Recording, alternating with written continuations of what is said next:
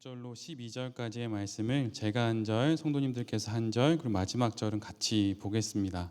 제가 먼저 봅니다. 나는 아버지께서 세상에서 택하셔서 내게 주신 사람들에게 아버지의 이름을 드러냈습니다. 그들은 본래 아버지의 사람들인데 아버지께서 그들을 나에게 주셨습니다. 그들은 아버지의 말씀을 지켰습니다.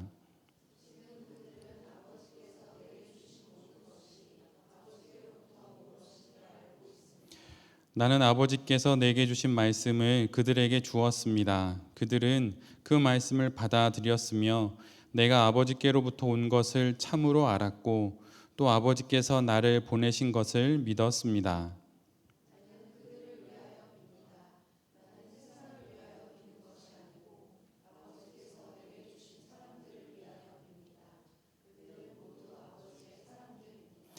나의 것은 모두 아버지의 것이고 아버지의 것은 모두 나의 것입니다.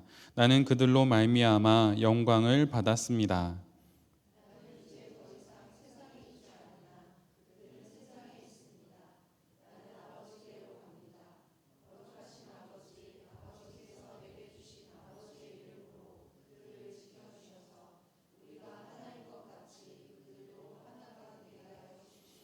함께 봅니다. 내가 그들과 함께 지내는 동안은 아버지께서 내게 주신 아버지의 이름으로 그들을 지키고 보호하였습니다.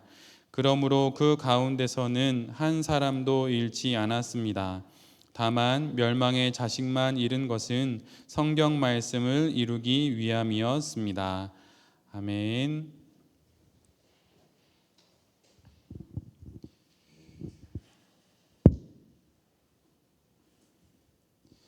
오늘은 요한복음 17장의 말씀을 갖고 이름이 이름을 만나, 이름이 이름을 만나라고 하는 제목으로 함께 하나님 말씀을 나누도록 하겠습니다.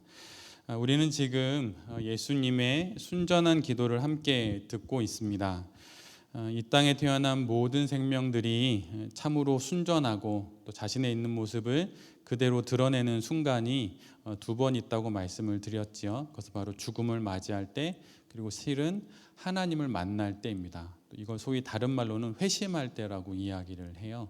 그래서 죽음 앞에서 모든 인류가 맞게 되는 그 마지막 죽음 앞에서, 그리고 하나님을 믿게 되는 그 회심의 순간에 모든 사람들은 거짓됨 없이, 포장됨 없이 가장 순전한 모습이 된다고 합니다.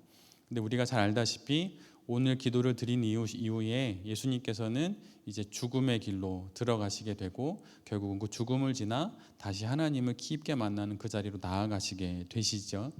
그래서 지금 예수님이 가장 순전한 기도, 그분의 기도를 우리에게 드리고 계시고 우리가 그걸 지금 보고 있는 것입니다. 그런데 그 예수님의 제자들을 향한 기도는 이렇게 시작이 됩니다. 아버지께서 택하셔서 내게 주신 사람들에게. 그래서 예수님은 이처럼 하나님이 택하여 주신 제자들에게 세 가지를 가르쳐 주시는데, 지난주에는 가장 먼저 가르쳐 주신 하나님 아버지의 이름, 그 이야기를 함께 나누었습니다. 하나님 아버지의 이름을 예수님은 가장 먼저 불렀고 가장 많이 불렀고 그리고 가장 먼저 제자들에게 가르쳤어요. 그런데 그런 가르침을 받게 된 제자들 사이 안에서 일어난 한 가지 일이 있습니다. 그것은 하나님의 이름을 제자들이 알고 나서, 예수님으로부터 가르침을 받고 나서 그 제자들 사이에서 일어났던 일인데, 그것은 바로 모든 제자들이 하나가 되었다고 하는 거예요. 그런데 사실 우리 모두가 알다시피 제자들은 매우 다양한 배경을 가지고 있고 성향들도 매우 다릅니다. 여러분 혹시 농사를 짓는 분들을 만나 보시거나 아니면 뭐 산에서 일하시는 분들, 아니면 뭐 농촌에서 일하시는 분들, 뭐 어부들, 어촌에서 일하시는 분들, 다양한 분들을 만나신 경험들이 있으실 텐데, 여러분은 어떤 분이 가장 좀 와일드하고 좀 거친 분인 것처럼 느껴지셨나요? 제 개인적인 경험으로는 바다에서 일하시는 분들이 매우 거칠더라고요. 왜냐하면 그분들은 농부처럼 그냥 들에 나가서 하늘에서 내리는 비를 보고 때에 따라, 절기에 따라 농사를 짓고 기다리는 게 아니에요. 그분들은 거친 바다를 헤치고 가서 파도가 휘몰아치는데 그 가운데서 물고기를 낚아야 해요. 그래서 매우 거칩니다. 저는 이제 뭐 고기를 낚으러 간 거는 아니었지만 낙동강 하구에 이제 바다로 나가서 거기 계신 그러니까 선장님과 함께 무슨 실험을 하는 일을 해야 됐어서 선장님이 태워주시는 배를 타고 나갔는데 저희 이 강대상이 있는 이 단 위보다 한 배 반 정도 큰 배였어요. 그런데 그분과 함께 아침에 나가서 저녁까지 오는데 그분의 그 거친 말투, 그 거친 뭐 행동 이런 거를 막 옆에서 직접 보는데 엄청 거치시더라고요. 나쁘다는 게 아니고 그분의 그 행동이나 모션이나 말이나 이런 게 매우 거칠었어요. 정말 그 표현하자면 정말 사나이 같다, 막 이런 느낌이 팍팍 들 정도로 그런 분을 선장님으로 만난 적이 있는데 바다일이 그렇게 어려운 것 같아요. 그래서 바다일을 오래 못하고 다 도망가고 막 이런 선원들도 많잖아요. 그런데 제자들 중에 그런 어부들이 많이 있었어요. 시몬 베드로도 그랬고 뭐 야고보 요한 다 어부들이었죠. 이름은 우리가 막 성경 속에서 그들이 했던 여러 가지 막 복음 전도 사역을 보면서 그들이 되게 온화하고 막 그런 줄 아는데 실은 그렇지가 않습니다. 그들은 매우 거친 어부였어요. 그리고 제자들 중에 이런 사람도 있었죠. 세상 돌아가는 건 뭐 다 상관없이 나 혼자 잘 먹고 잘 살면 된다. 이신양명을 꿈꾸며 그냥 민족도 버리고 그냥 식민지 사회에서 그냥 세리로 삶을 살아가겠다고 그런 삶을 선택했던 제자들도 있었습니다. 세상이 어떻게 돌아가든 민족이 어떻게 되든 나 이웃이 어떻게 되든 상관없이 나 혼자 잘 먹고 잘 살면 되고 이 위기 가운데 지혜를 발휘해서 나의 삶에 탄탄대로가 열리면 된다고 여겼던 세리도 그 가운데 있었어요. 그리고 그 가운데 열심당원이라는 사람도 있었습니다. 그들은 비유하자면 그들의 품속에는 언제나 칼이 숨겨져 있어요. 언제 이 나라의 독립을 위해서라면 칼을 휘두를 수 있는 그런 사람들인 것이죠. 또 그런 사람들뿐만 아니라 늘 의심이 가득했던 인물도 있었어요. 바로 도마이지요. 예수님이 부활했다 말하지만 난 보지 않으면 믿지 않는다. 내 눈에 흙이 들어가도 나는 봐야 믿겠다. 이렇게 말하는 사람도 있었습니다. 그리고 심지어 나중에는 예수님을 배반하는 가룟 유다도 제자들 사이에 있었어요. 그런데 이처럼 다양한 성격의 제자들이 어떻게 한 공동체를 이룰 수 있을까요? 더군다나 곧 있으면 이 공동체의 중심이 되었던 예수님도 없는데 말이에요. 제자들이 하나 될 수 있었던 유일한 것은 바로 하나님의 이름입니다.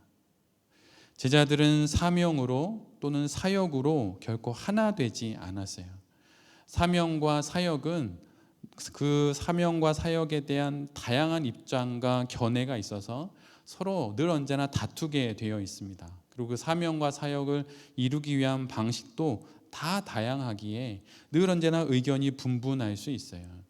그리고 심지어 제자들은 얼마나 그들이 생각이 달랐냐면 십자가에서 내가 곧 죽게 될 것이다 라고 말하는 예수님의 순환 예고가 거듭되는데 그 자리에서 예수님은 앞에 걸어가시는 그 뒷자리에서 내가 크니 네가 크니 이런 큰 자 논쟁을 벌이는 그런 사람들이었습니다.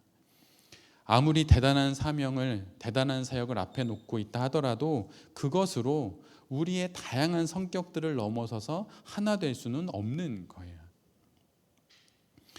또한 굳은 결의와 맹세로 하나가 될 수도 없습니다.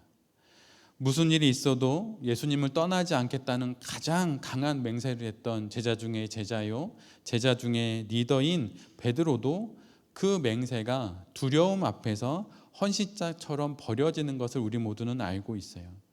굳은 결의는 이내 부인과 더 극심한 저주로 바뀌게 되지요.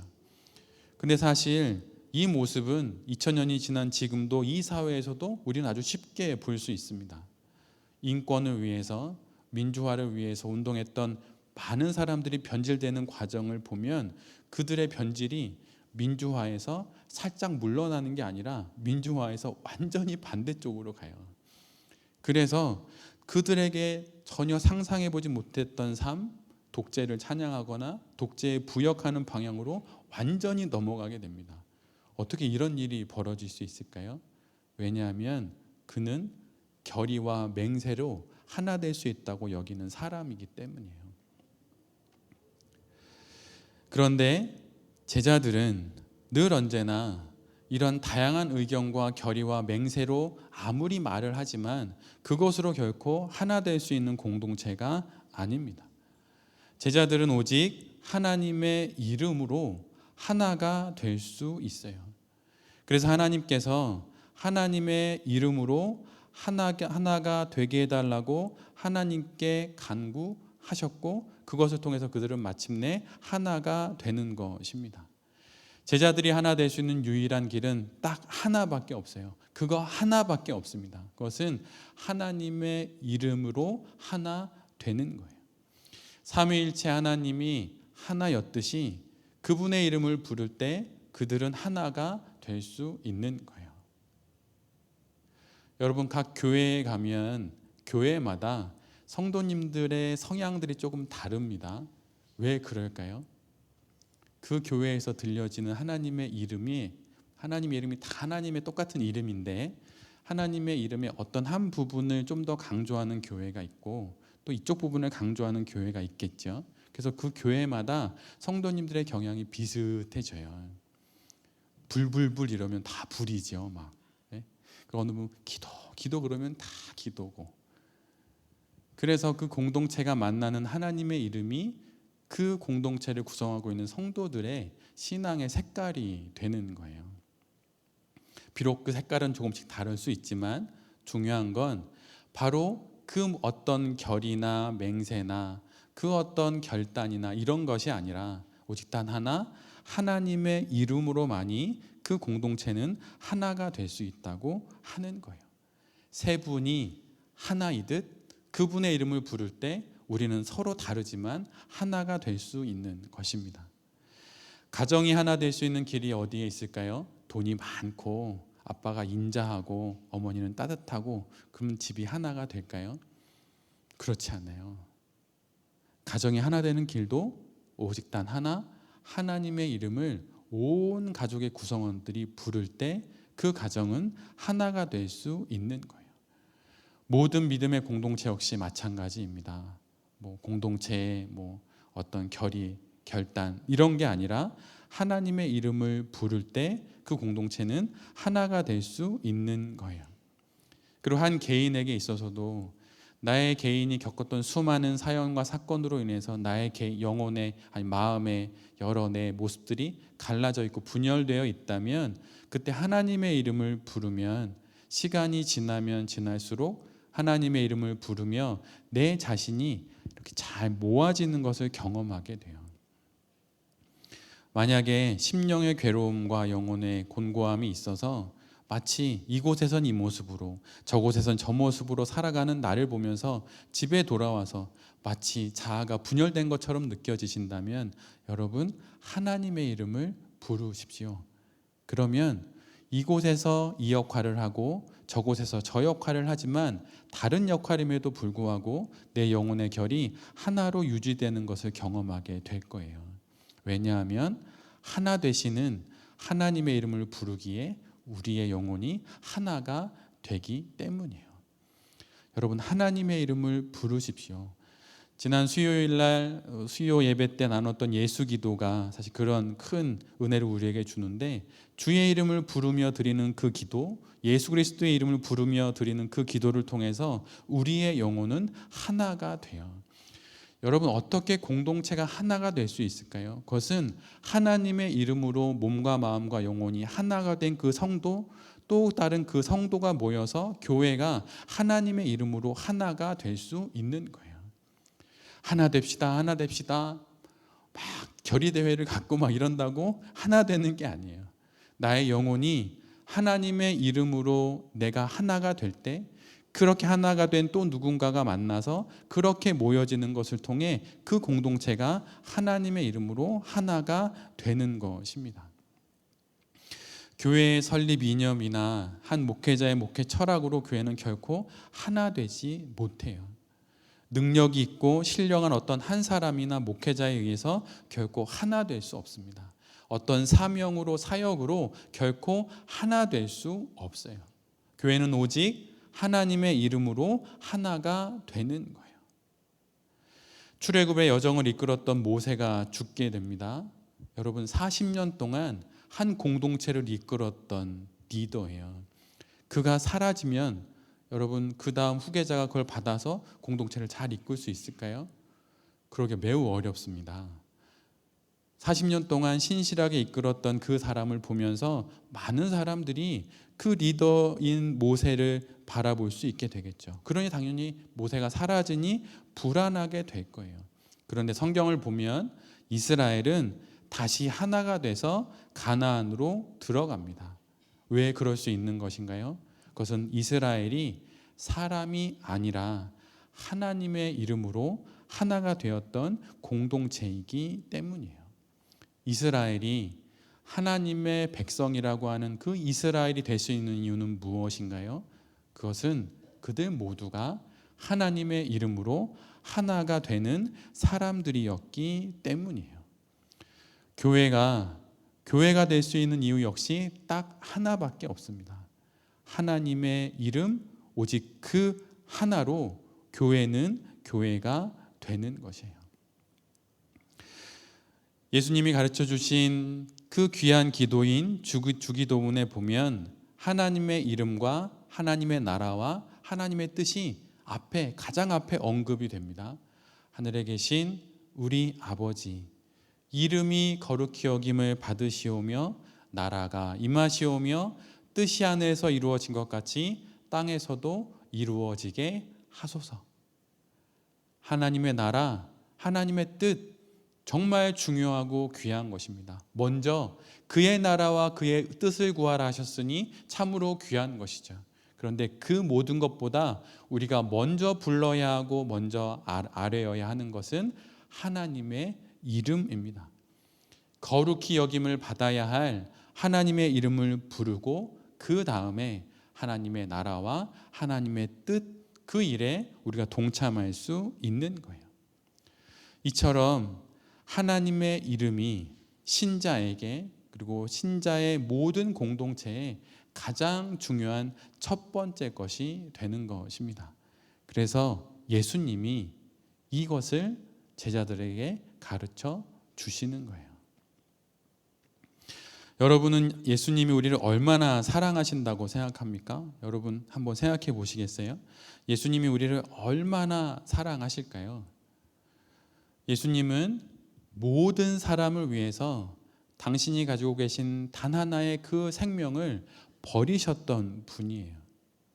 그런데 모든 사람을 위해서 단 한 번 죽으실 수 있었던 정도의 것이 예수님의 사랑인데, 뒤집어 말하면 각 사람을 위해서도 매번 그렇게 죽으셔야 한다면 그렇게도 하실 수 있는 것이 바로 예수 그리스도의 우리를 향한 사랑입니다. 모든 이들을 위해 내가 죽어야 한다라고 말씀하시며 십자가에 달려 돌아가신 예수 그리스도의 그 사랑은 각 사람을 위해 내가 한 번씩 죽어서 수십 번, 수백 번, 수천 번 죽어야 한다면 그 죽음까지도 감당하시는 바로 그 사랑이라고 하는 거예요. 그런데 그렇게 사랑하시는 주님께서 사랑하는 제자들에게 주신 그 가장 좋은 것이 바로 하나님의 이름이라고 하는 거예요. 사랑하는 사람에게 가장 좋은 것을 주지 않겠습니까? 근데 예수님은 지금 가장 사랑하는 제자들에게 당신이 가장 사랑하는 것 하나님의 이름을 지금 제자들에게 주고 있어요. 여러분, 세상이 말하고 또 어느 교회가 말하고 어느 목회자가 말하는 그 어떤 그 무엇보다도 하나님의 이름이 가장 소중한 것입니다. 신앙생활을 이어가면 이어갈수록 하나님의 이름을 더 많이 부르고 가장 먼저 부르고 가장 깊이 부르는 여긴 우리 모두가 되기를 간절히 바랍니다. 예수님이 하나님의 이름에 이어서 제자들에게 가르쳐 주신 두 번째, 세 번째 것이 있는데 그것은 바로 하나님의 말씀과 기도예요. 오늘 본문 8절과 9절을 보면 나는 아버지께서 내게 주신 말씀을 그들에게 주었다 이렇게 말씀하시고 9절에 가면 나는 그들을 위하여 기도합니다 이렇게 말씀하세요. 그런데 여기서 먼저 우리가 주목해야 하는 것은 성도에게 있어서 매우 중요한 말씀과 기도가 하나님의 이름 그 다음에 가르쳐진다는 사실이에요. 하나님 아버지 그 이름의 실체를 그 내용을 알아가는 것이 바로 말씀과 기도의 목적이기 때문입니다.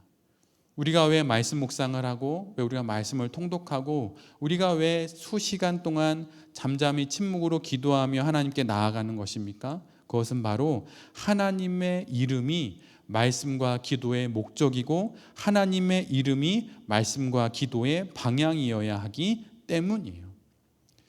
우리는 말씀을 읽고 묵상함으로 어떤 교리를 깨닫는 것이 아닙니다.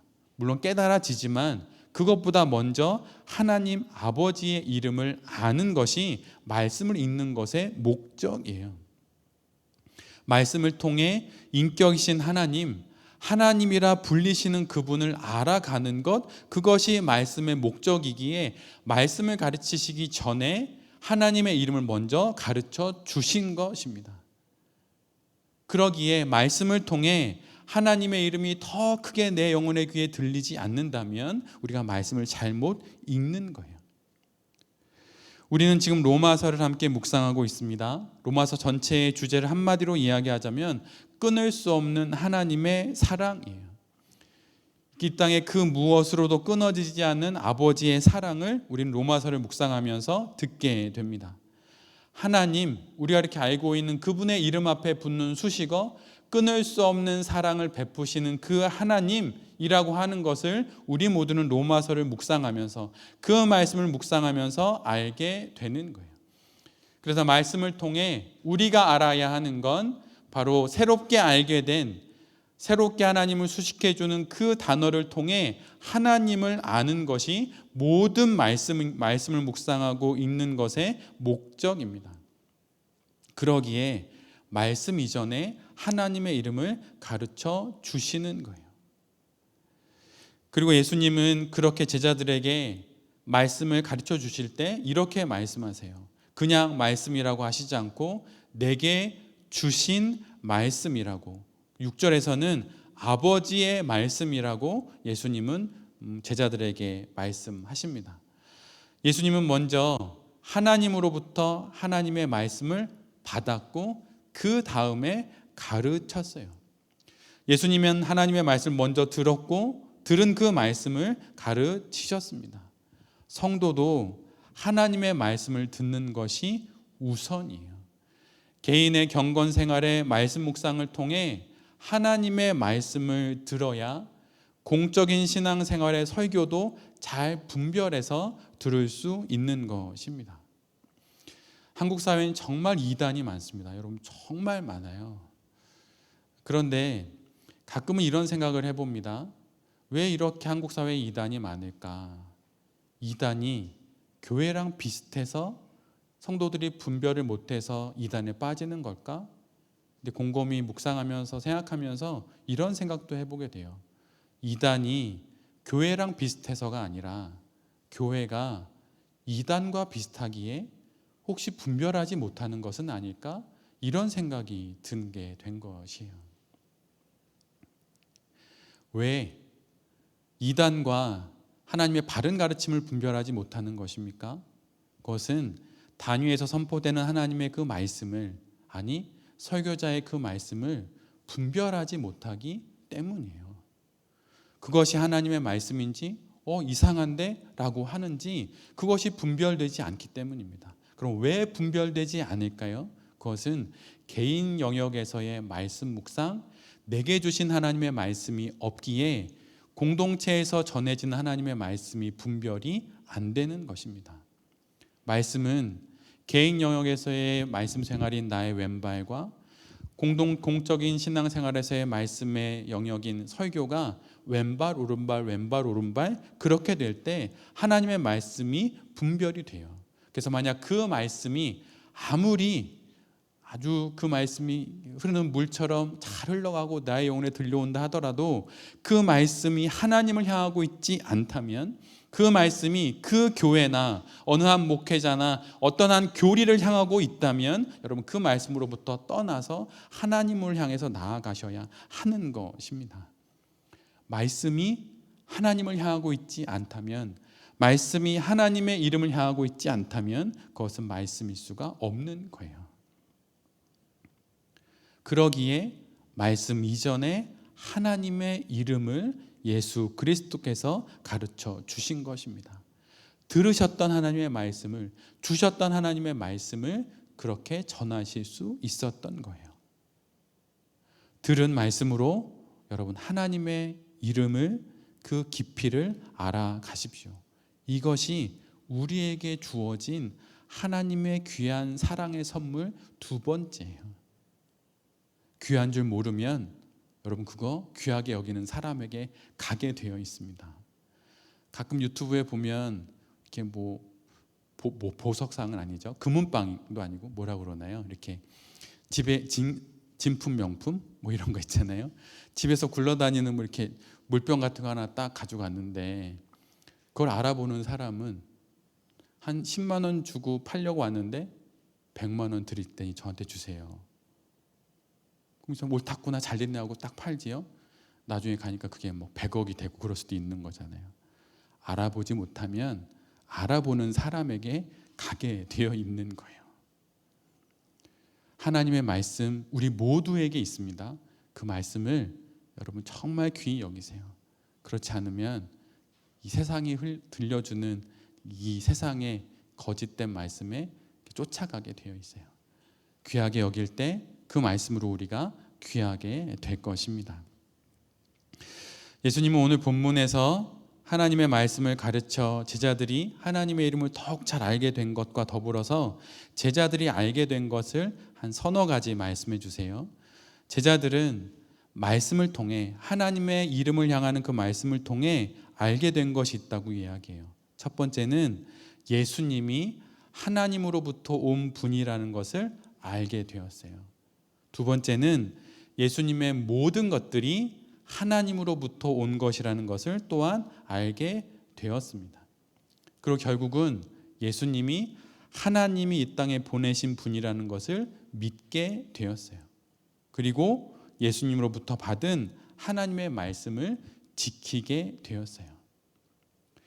말씀을 통해 하나님의 이름을 더 명확하게 알게 되니 그 은혜로 예수 그리스도, 그분이 하나님으로부터 오신 분임을 알게 되었고, 그분이 이 땅에 주신 모든 것들이 하나님으로부터 오신 것을 알게 되었고, 예수님이 하나님의 아들 예수 그리스도라는 것을 믿게 되었다는 거예요. 그리고 마침내 하나님의 말씀을 지키는 사람이 되었다는 거예요. 왜 우리에게 믿음이 없습니까? 그것은 하나님의 말씀, 그 말씀을 우리가 듣지 않기 때문이에요. 로마서 10장 17절에 유명한 말씀이 있잖아요. 믿음은 들음에서 난다고. 근데 그 들음은 무엇을 듣는 건가요? 하나님의 말씀을 듣는 거예요. 근데 그 말씀을 통해 예수가 그리스도라고 하는 것을 알게 되는 것입니다. 이것을 통하여서 우리는 마침내 말씀을 통해 하나님의 이름도, 말씀을 통해 예수 그리스도도 더욱더 온전하게 알아가게 되는 거예요. 그리고 예수님이 제자들에게 가르쳐 주신 마지막 세 번째는 기도를 가르쳐 주세요. 여러분 이 순서가 나름 의미가 있습니다. 하나님의 이름, 말씀, 기도예요. 말씀이 없어도 기도할 수 있습니다. 근데 여러분 기도를 할 때 신령하다고 말하는 그 기도의 권사님들이 왜 다 실족하고 쓰러지나요? 말씀이 없기 때문이에요. 그래서 가장 안전한 기도라고 소위 말하는 것은 말씀으로 드리는 기도예요. 그 렉지오 디비나나 말씀 묵상 기도, 이게 매우 안전하고 단단한 기도라고 하는 이유가 바로 그 말씀을 근거로 해서 기도하기 때문이에요. 근데 오늘 예수님이 가르쳐 주신 순서가 있습니다. 하나님의 이름, 말씀, 그리고 기도예요. 누구에게 드려지는지 모르는 채 드리는 기도는 여러분 기도가 아니에요. 수신자가 없는 편지가 없듯이 내가 지금 드리는 기도의 대상을 모르고 기도할 수는 없는 것입니다. 만약 대상이 중요하지 않다고 여긴다면 그것은 우상이 되고 곧 무속이 되는 거예요. 출애굽기 32장에 보면 모세가 하나님을 만나러 산에 올라가고 좀처럼 내려오지를 않습니다. 그러자 이스라엘 백성들 사이에 조바심이 생겼어요. 성경 번역본에 보면 정확히 조바심이라고 말해요. 서두르는 마음, 급한 마음, 조바심이 생겼어요. 그러자 그들은 아론에게 이렇게 말합니다. 우리를 위하여 우리를 인도할 신을 만들어라. 그러자 아론이 이스라엘 백성들로부터 금부치를 모아서 금송아지를 만들지요. 그런데 그 부분은 정확히 성경이 이렇게 말해요. 우리를 여기까지 인도한 하나님을 만들지 마라 이렇게 말하지 않고 여기까지 우리를 인도할 신을 만들라 이렇게 이야기해요. 이스라엘 백성들에게는 자신들을 인도할 존재가 하나님이든 하나님이 아니든 그 누구든 어떤 신이든 상관이 없는 거예요. 근데 그렇게 드려지는 기도는 여러분 기도가 아닌 거예요. 대상이 명확하지 않은 신앙은 이렇게 쉽게 우상이 되고 미신이 됩니다. 그래서 하나님의 이름 다음에 기도가 온 거예요. 요한복음 17장을 우리가 함께 지나고 있는데 그분의 기도에서 가장 먼저 아버지라고 하나님의 이름을 부릅니다. 이처럼 하나님의 이름을 그 대상을 명확하게 부르고 시작하는 것이 바로 기도가 될 수 있는 거예요. 그냥 덮어놓고 그냥 기도할 수도 물론 있지요. 이미 나의 영혼은 하나님의 이름을 부르고 있으니 그렇게 말할 수도 있어요. 그런데 오늘 성경은 오늘 예수 그리스도는 하나님의 이름을 부르고 나서 기도를 드리라고 우리에게 말씀해 주시고 있어요. 기도는 만남입니다. 근데 만나는 그분의 이름을 부르지 않고 여러분 우리는 기도할 수는 없는 거예요. 그리고 그렇게 주의 이름 하나님의 이름을 부르고 기도할 때 말씀으로 내가 만나지 못했던 더 깊은 하나님을 우리 모두는 기도 가운데서 만나게 돼요. 그래서 말씀으로 만났던 하나님, 말씀으로 알았던 그 하나님으로 미처 만나지 못했던 그 하나님을 우리가 기도 가운데 만나게 되는 거예요. 그러기에 기도 가운데 가장 먼저 하나님의 이름을 부름으로 그 대상을 명확하게 하고 주의 이름을 부르며 기도를 할 때 우리가 하나님의 이름을 더 깊게 알아가게 되고 그 가운데 더 깊은 신앙으로 나아갈 수 있게 되는 것입니다. 여러분 신앙은 그 대상이 명확한 것이에요. 어떤 그 교회의 가치, 어떤 목회자가 가지고 있는 목회 철학, 여러분 그것이 명확하다고 신앙이 명확해지는 것이 결코 아닙니다. 하나님의 이름, 여호와 하나님, 바로 그 나의 대상, 믿음의 대상인 하나님의 이름이 명확할 때 그때 우리의 신앙이 명확해질 수 있는 거예요. 우리가 익숙해져야 될 것이 무엇입니까? 말씀 묵상의 방법, 기도의 스킬 이런 것들이 아니에요. 우리가 익숙해져야 하는 것은 말씀과 기도를 통해 하나님의 이름에 익숙해지는 것, 그것이 우리가 익숙해져야 할 일들이에요. 우리가 하나님의 이름에 익숙해질 때 그때 우리는 하나님과 더 깊은 사귐의 관계로 나아갈 수 있는 것입니다. 여러분이 신앙생활이 깊어지면 깊어질수록 여러분은 무엇에 익숙해지고 무엇에 능수능란해지시나요? 사명에, 사역에, 아니면 교회가 해마다 바꾸는 정관에, 아니면 직분에, 여러분 그런 거 아무런 의미 없습니다. 중요한 건 하나님의 이름에 익숙해지는 거예요. 사랑하면 익숙해지잖아요. 그의 이 표정이 요게 불편한 거다라는 표정이구나. 하늘이가 이렇게 표정을 지을 때 이거는 밥을 달라는 거구나. 이런 기저귀를 갈아달라는 거구나.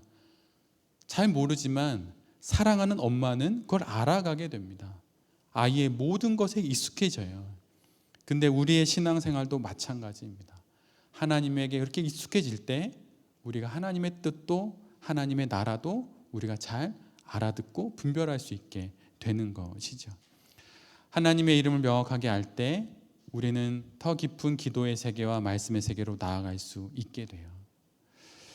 마지막으로 이 말씀을 여러분에게 드리고 싶습니다. 오늘 본문에 보면 마지막에 예수님께서 이렇게 가르치신 다음에 사실 나에겐 영광이 있다 이렇게 이야기해요. 나에겐 너희들이 모르는 대단한 영광을 내가 받았다. 근데 그 영광이 뭐냐면 바로 제자들이에요. 오늘 본문 10절에 보면 이렇게 나와 있습니다. 나는 그들로 말미암아 영광을 받았습니다. 예수 그리스도의 영광이 무엇입니까? 대단한 사명, 사역이 아니에요. 예수 그리스도의 그 영광은 바로 제자들이었어요. 여러분, 교회 안에서 다양한 일을 할 수 있습니다. 저도 교회를 섬기고 있는 한 사역을 맡고 있죠. 근데 여러분, 그 사역이라는 단어를 자세히 들여다보면 거기에 이렇게 적혀 있어요. 사역은 일이 아니라 사랑의 역사다라고 말해요. 사랑으로 감당하는 것이 사역입니다.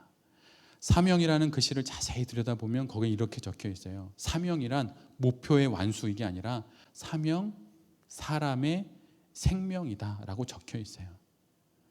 예수 그리스도께서 이루신 이 땅의 사명과 그분의 사역이 무엇입니까? 사람을 살리는 일이었어요. 사람을 잠깐 살리는 게 아니라 영원히 살리는 것이 무엇입니까? 바로 하나님의 이름을 그에게 전하는 거였어요. 그것이 예수 그리스도의 영광이 되었습니다. 그럼 우리의 영광은 무엇일까요? 하나님의 이름을 전하는 거예요. 그 전하기 위해선 내가 먼저 하나님의 이름을 듣고 배우고 알아야겠죠. 자녀에게 줄 수 있는 최고의 영광이 무엇입니까? 하나님의 이름을 자녀에게 전해주는 거예요. 사랑하는 남편과 아내, 배우자, 가족에게 우리가 줄 수 있는 최고의 선물이 무엇입니까?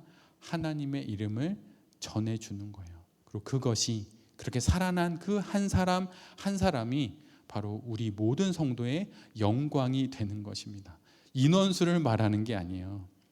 그렇게 살아난 한 생명, 그것이 그 성도의 영광이에요.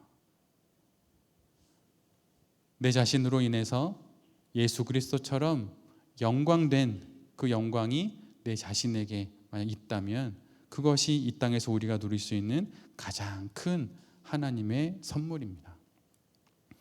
여기 계신 모든 성도님들과 또 이 말씀을 전하는 제 자신이 말씀과 기도를 잘 배워서 그것을 통하여서 하나님의 이름을 만나고 또 그 이름을 전함으로 이 땅에서 하늘의 영광을 마음껏 누리며 살아가는 그 귀한 성도들이 될 수 있기를 간절히 기도드립니다. 아멘.